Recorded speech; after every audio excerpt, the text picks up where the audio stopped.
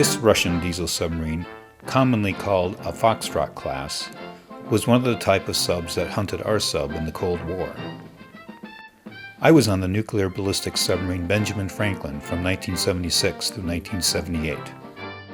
That submarine was decommissioned and scrapped in the 90s. Most of it's buried in Washington state.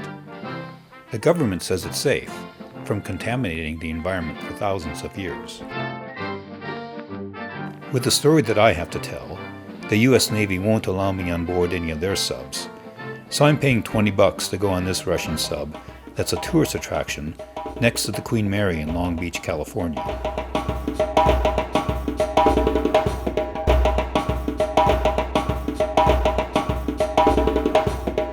The forward part of the ship is the torpedo room.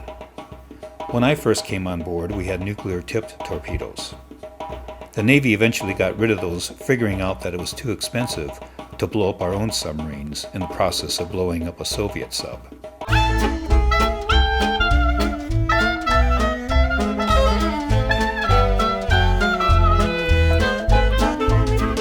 Our submarine had 16 nuclear missiles. Each missile was equipped with 10 to 14 nuclear warheads. Each warhead yielded 50 kilotons of destructive power. Simply put, each missile had the capacity of destroying more than 33 Hiroshimas. Totaling more than 8 megatons in destructive power, our sub had the force to destroy more than 500 cities. Our missiles did not target military installations, but large population centers.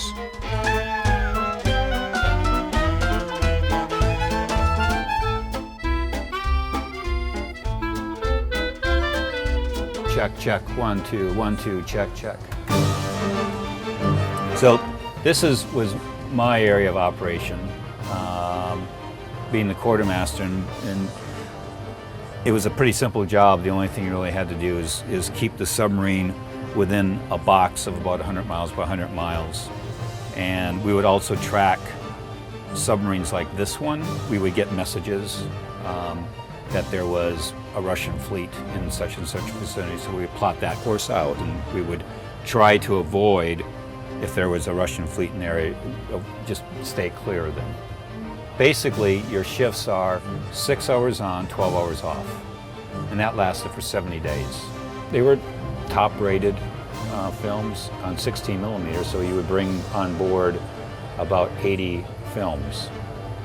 I saw Jaws on sub. The enlisted quarters down below decks, we would have our X-rated movies.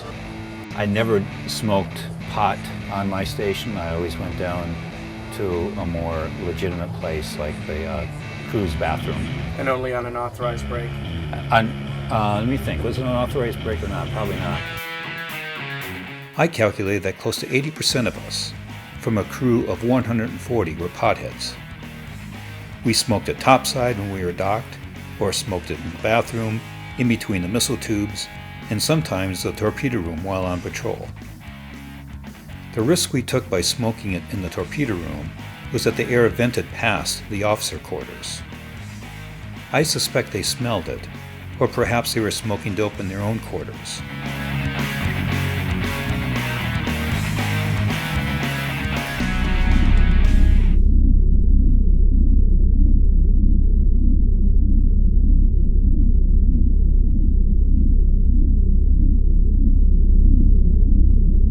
Our patrol lasted about 70 days, never seeing the light of day unless we came up to periscope depth.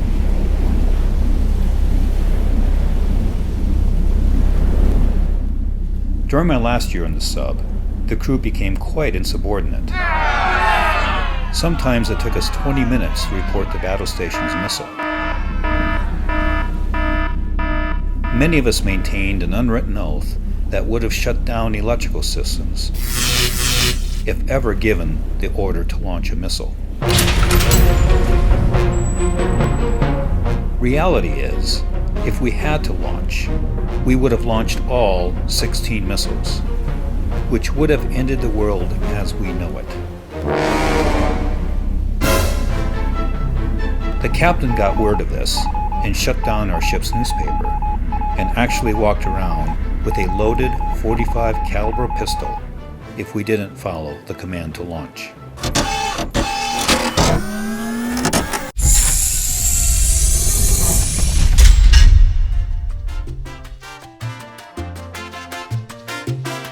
I tell this story, and many are baffled, perplexed, and distraught that one of our nuclear submarines could be managed by a bunch of insubordinate potheads. And if we weren't stoned and given the order to launch, what would you prefer?